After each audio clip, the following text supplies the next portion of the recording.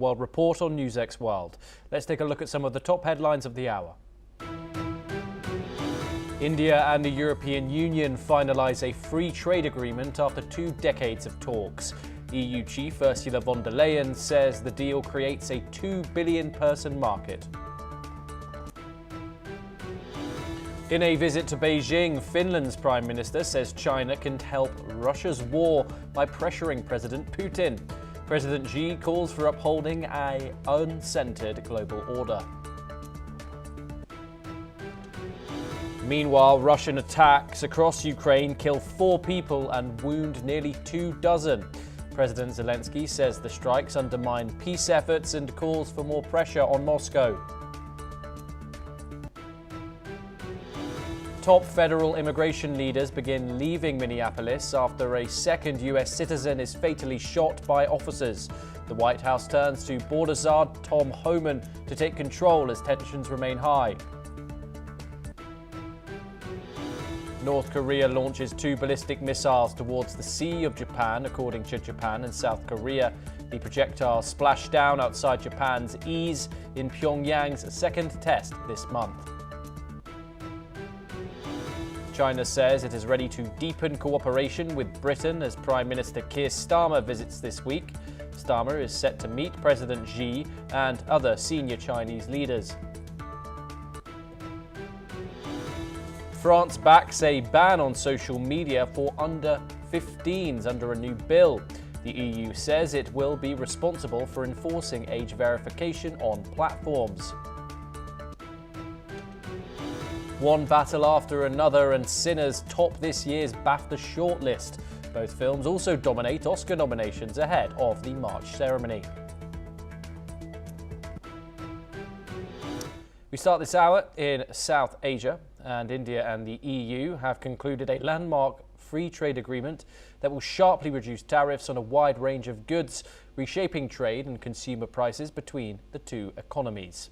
One of the most significant changes is in the automobile sector, where India will cut import duties on cars from 110% to as low as 10% under an annual quota of 250,000 vehicles, giving European brands greater access to the Indian market.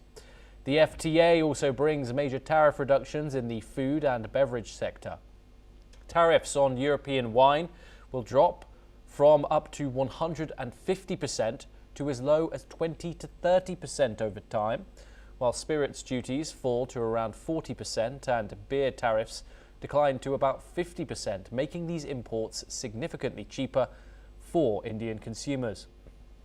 Olive oil and vegetable oils will become tariff-free over 5 years, and duties on many processed foods, including chocolate, bread and pasta, will also be removed, expanding consumer choice.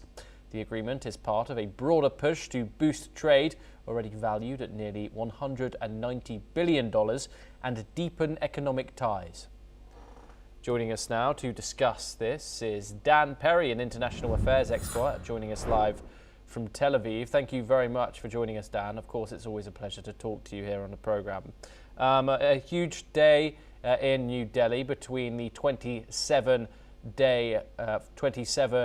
country bloc and India. However, who gains more from this deal in the near term, European exporters or Indian consumers, and who bears the biggest adjustment costs inside India?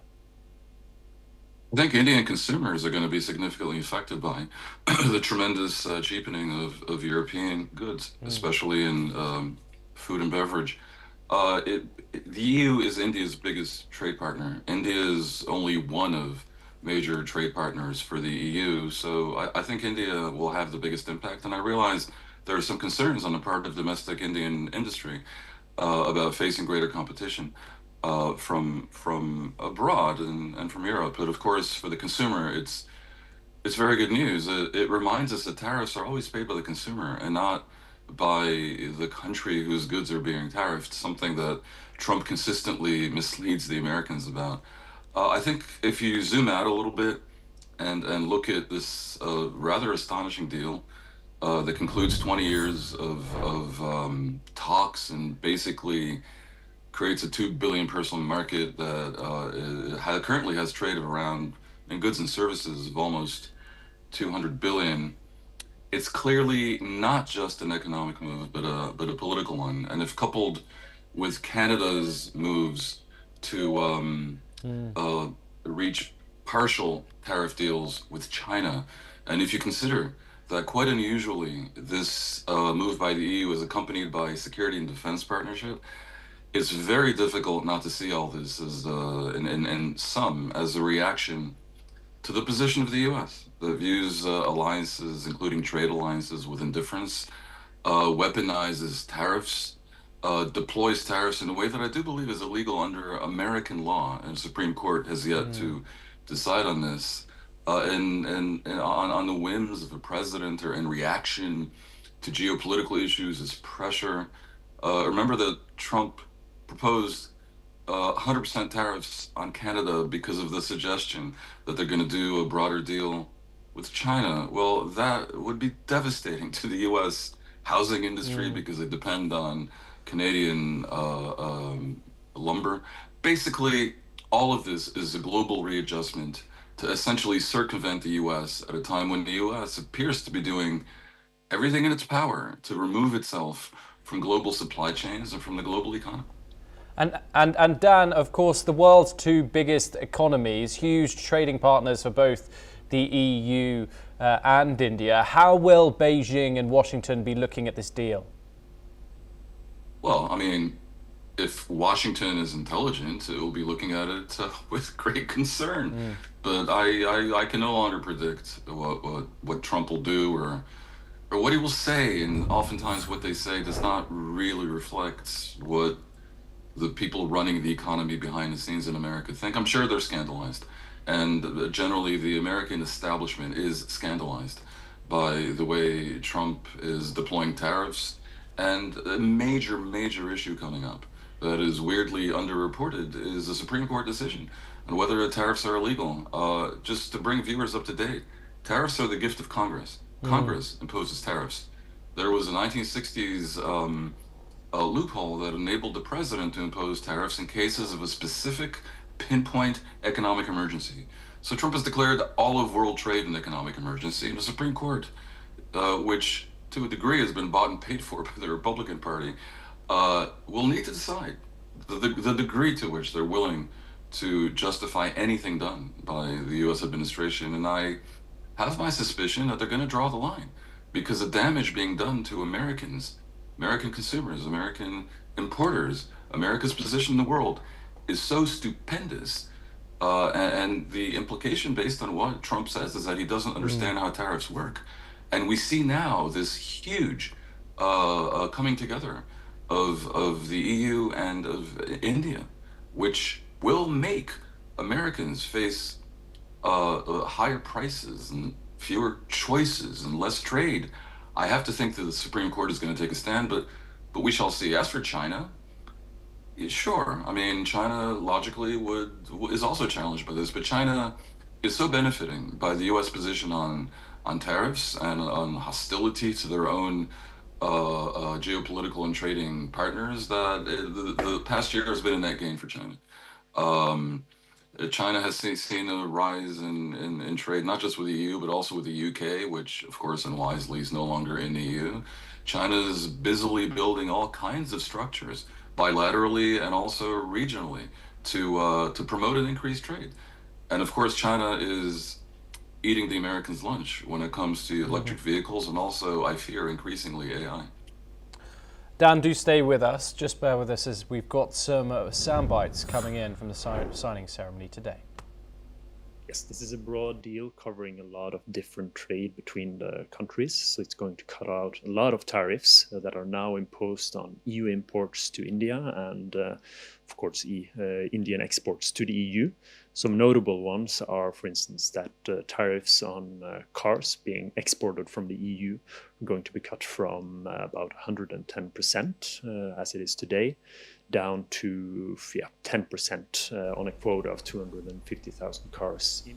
We now turn from South to West Asia, and according to reports, 4 people have been reported killed in an Israeli strike near a ceremony in Gaza City.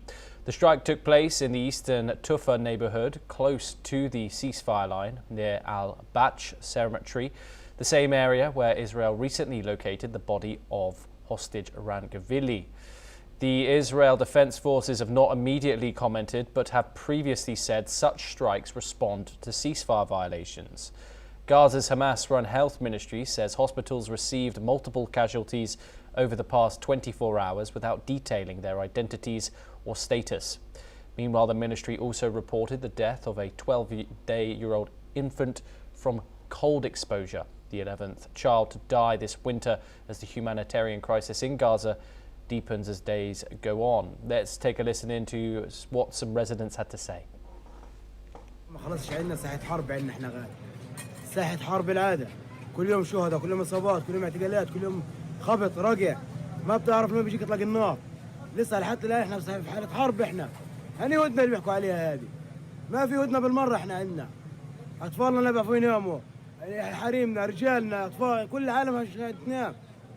نطالب حكومة الكفاءات حكومة التكنوقراط النزول فورا إلى قطاع غزة والعمل على إنهاء مأساة المواطنين في قطاع غزة لتولي زمام الأمور في قطاع غزة وانسحاب إسرائيل إلى ما بعد الخط الأصفر. المواطنين كل يوم تذهب لتتفقد منازلها المدمرة، الناس في غزة تعبت، الناس انتكبت في غزة، الوضع لا يرثى له، الفقر المدقع، المعاناة، كل يوم الناس والعوائل تقدم الشهداء.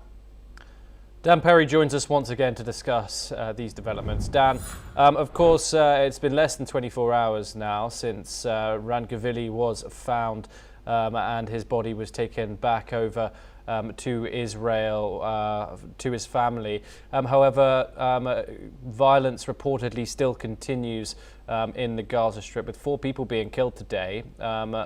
What do you have to say about this? And have you heard of anything about why this has indeed happened, given the fact that now all eyes are on moving on to that phase 2 part of the deal? I hate to disappoint Thomas, but it really is hard to know what to make of this because, I mean, Hamas lies through its teeth. We have no idea who these people are. The Israeli army refuses to comment on violence that happens in this delicate stage. We have no real solid information coming from inside Gaza, and there's no foreign correspondents allowed into Gaza, which the FPA in Israel, which I was formerly the chairman of and am still associated with, is appealing to the Supreme Court in Israel. So it's a little bit of a news desert, and what we clearly see is that there continues to be sporadic, periodic, but consistent violence, and it reflects that the war was over in a way, but isn't really over totally, and that's because the second phase of the Trump 20-point ceasefire plan has not been implemented. It awaits a number of things. It awaited the return of all the hostages, and that has now been achieved in tragic fashion because so many were returned as bodies, but it was achieved. And it awaits the disarming of Hamas, and Hamas is agreeing to hand over power to the technocratic government and the so-called Board of Peace, all of which have been set up and are pretty much waiting. And you speak of deaths by cold in Gaza. Of course, these are people living in tents and in ruins. And the reconstruction of Gaza, again, is pretty much there, ready to happen. But nothing significant is going to go in until Hamas is gone. Now, this is a strange situation because Israel is not being allowed to resume the war by Trump. And Israel doesn't really want to resume the war. No one really thinks that the Palestinian Authority or the technocratic government or the international stabilization force yet to be created are going to go in and disarm Hamas. This has to be done of their volition. And I don't know of a precedent for a jihadist group disarming voluntarily. So basically, anyone who wants to see an end to the death and the violence in Gaza should be putting pressure on Hamas to agree to do this, as theoretically they have agreed by accepting the 20-point plan. Now, it's basically as simple as that, and we shall see what happens. I know that there are negotiations happening behind the scenes. For example, Hamas is talking to the PA. That will basically be the new government in Gaza under the guise of the technocratic government, and that little trick is to satisfy Israel, whose extreme right government doesn't want it to be called the PA. We know that they're asking the PA to accept 10,000 of their police officers into the new police force of Gaza. Now, Israel just sees them as Hamas members and they're going to oppose it. But this kind of trickery for some and elegant solution for others might be part of the path towards sort of somehow achieving partial or sufficient disarming of Hamas so that reconstruction can begin and the new governance of Gaza can commence. And just briefly, Dan, of course, we saw that the return of that last hostage within the last 24 hours. The clock in Tel Aviv Square that became a rallying point for Israelis has officially been turned off after 844 days since October the 7th. What's the general feeling in Israel now about moving forward with this plan and the attitude towards the upcoming plans in terms of a technocratic force leading in Gaza? Well, Israel breathes a huge collective sigh of relief at the end of the hostage crisis. Remember that there had been bodies held in Gaza ever since the 2014 war, a much smaller war, but it was considered significant at the time. So this is the first time in 12 years or so that there are no Israelis, alive or dead, being held in Gaza. And for Israelis, it's a very, very, very big deal. It essentially constitutes the fulfillment of, in a way, of one of the two goals of Israel's launching of the war in Gaza after Hamas sparked it by invading Israel and massacring over 1,000 people on October 7th. The other being the removal of Hamas. So it's bittersweet for Israelis because, of course, the saga ends with the return of a body of a young man who was 24. Quite heroic young man, actually, who didn't even need to be in the Gaza area and rushed to the defense of his fellow citizens. And it was essentially the first to go in and the last to come out. So quite a story. For Israelis, it's a very big deal. But remember that there was a strong majority in Israel already a year and a half or so ago for ending the war and getting the hostages back. The government insisted on prolonging the war in order to fully finish off Hamas. They prolonged the war, devastated Israel's international standing, caused all this death and destruction to continue, including deaths of Israeli soldiers and deaths of hostages, and didn't even finish off Hamas. So, I mean, the Israelis are happy to have the hostage situation over, but not particularly happy with how everything went down. And for the government of Israel, it's extremely awkward because they're facing elections coming up, and you have the situation I just described. Yeah. They're kind of depending on Trump to engineer a removal of Hamas from the territory, and then it'll start to look like a little bit more of a success. Dan Perry, as always, it's a pleasure to talk to you. Thank you so much for coming on the programme. We now move on over to the Indo-Pacific for our next story. And China's industry minister says China and Denmark have renewed an agreement on cooperating in green maritime technology and shipbuilding, reaffirming a long-term partnership in the sector. The renewal comes amid heightened tensions between Denmark and US President Donald Trump, who has said he wants to control Denmark's semi-autonomous island of Greenland to protect the Arctic region from security threats, including China. According to reports, China is willing to conduct joint research and development with Denmark on low-carbon and zero-carbon fuel-powered ship technologies and explore cooperation in the new energy vehicle sector. Ross Feingold joins us now. He's a political analyst. He joins us live from Taipei in Taiwan to discuss this further. Ross, an interesting story. How awkward is this timing for Denmark, given, of course, the rising tensions with Washington over Greenland and US concerns about Chinese influence in the Arctic? I probably wouldn't read too much into this. China has MOUs and joint research and development cooperation projects with many countries around the world, including countries in Europe, whether that's on green tech, maritime, even space. China has international cooperation with countries that periodically are critical of China about human rights or Taiwan or other issues, including European countries. So it could just be a coincidence. I don't think Denmark is making much of a political statement or making some kind of statement with regard to Trump's desires for sovereignty over Greenland. Yeah, the timing's a little interesting, but again, in the scheme of things, this is really a minor issue, and the major issue is still, can Greenland, Denmark, and President Trump reach some kind of agreement? Of course, this comes as both China and the United States stand on different wavelengths when it comes to environmental protection, etc. Is climate cooperation inseparable from geopolitics nowadays? It's certainly something that distinguishes the current United States government, led by President Trump, from its predecessor under President Biden, and from Europe and China as well. So certainly cooperation on climate change and green tech is a space where China could say to other countries, and specifically the European countries, because in general, most European governments, whether they're from the right or the left, they do believe in the necessity of initiatives to combat climate change. So that is a space where China could continue to cooperate with those countries. Of course, when you start talking about the commercial ramifications, then that's another discussion. We see that most notably in the electric vehicle space, where a lot of countries are very concerned about imports from China, because China makes EVs very well, and they do it relatively low cost.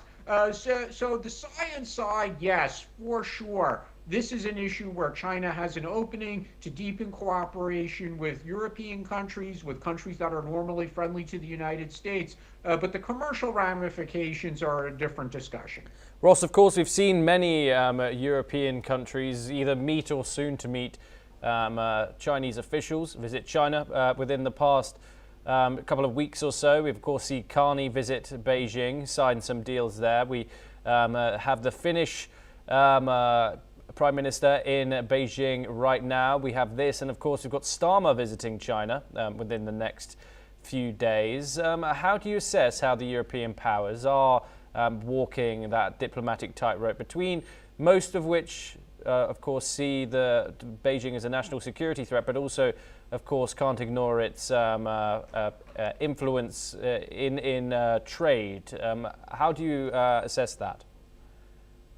Money talks. That's just the reality. So these European countries that at times are critical of China, in the past they certainly have been critical over issues like Hong Kong or Tibet or the Uyghur population in Xinjiang. In recent years, also more outspoken on Taiwan than they had been in the past. But they're willing to put all that aside to make some business deals, whether that's the major economies like France and Germany and the UK, or smaller economies, whether that's Finland or Belgium. They want to do business with China, and that's very obvious. China's probably laughing because they said, wait, on the one hand, you were saying how terrible we are over human rights or religious freedom or Taiwan, but on the other hand, you're all coming here trying to make business deals with us. So that's just simply the reality of international trade.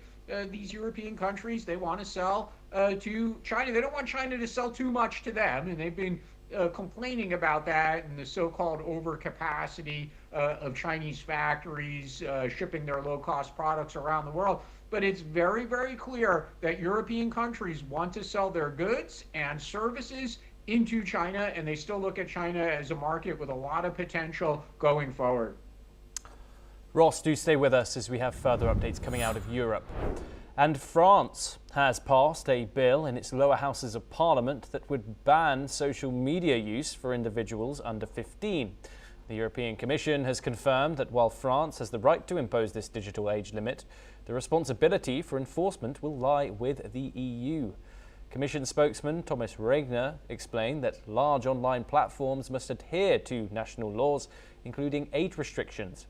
However, the EU will play a central role in ensuring these platforms implement robust age verification tools to prevent underage users from accessing social media. This move comes as part of France's ongoing efforts to regulate digital spaces and protect young users from potential harm. Ross, of course, we've seen this with Australia. They have, although it's 16 there, they've praised it highly for the past month or so it's been in place. Do you think France is setting a precedent here for the rest of Europe, or is this likely to remain a national experiment rather than EU-wide standard? It's very possible other European countries will follow. That's just kind of the mindset in Europe historically. I mean, they do believe in a large government presence, a large regulatory presence, safeguarding the public from the threats of big business. It's a very European approach throughout the past 70 years or so, ever since the end of World War II and the rise of kind of the nanny state, and that's just very common throughout Europe. This is going to be a battle with the Trump administration, even if it's only France. President Trump's not a fan of Macron. That's very well known. The United States has already made a lot of public complaints about overregulation of the internet, whether that's social media companies or companies that are in the e-commerce space. And if France proceeds, the United States, President Trump, are going to be very, very vocal about this, and there might be trade retaliation. And if other countries pursue similar legislation, they should expect to face the wrath of the Trump administration as well. And what about placing enforcement responsibility at the EU level? Do you think that strengthens the policy, or does it risk bureaucracy getting in the way? It probably makes it a little bit more, or even a lot more complex on the implementation side, because there'll be another roster of bureaucrats and regulations that are going to be issued. And it makes it more difficult for the social media companies to comply. Another way to phrase that is it makes it more likely that they're going to run afoul of these laws and regulations sometime in the future. And then they get faced with a fine, and then the United States says that's not fair. You're discriminating against American companies. So the cycle will continue. But the European Union at the EU level, I mean, they're certainly very good at implementing regulations, or whether that's consumer protection or managing other types of marketplaces. They certainly know what to do there. Again, I would expect them to do so with enthusiasm, with complexity, and we will have very likely to have a dispute between the United States and the EU or individual European countries over this issue. Ross Feingold, as always, it's a pleasure. Thank you very much for joining us here on the broadcast. We now move and finish with some news from the entertainment world, and Paul Thomas Anderson's One Battle After Another is leading the race at the BAFTA 2026 Film Awards, topping the nominations with a massive 14 nods. The black comedy thriller is in the running for Best Film, Best Director, and all 4 acting categories, including Leonardo DiCaprio, Chase Infinity, Benicio del Toro, Sean Penn, and Tiana Taylor. Close behind is Ryan Coogler's vampire thriller Sinners with 13 nominations, earning major recognition for Michael B. Jordan and Wumi Makosku. Among British films, Chloe Zhao's Hamnet stands out with 11 nominations, making it the most nominated film by a female director in BAFTA history. Josh Safdie's Marty Supreme also scores 11 nods. BAFTA leaders say this year celebrates bold storytelling, strong genre films, and powerful documentaries. The awards will be held on February the 22nd in London, with Alan Cumming hosting for the very first time. Well, that's all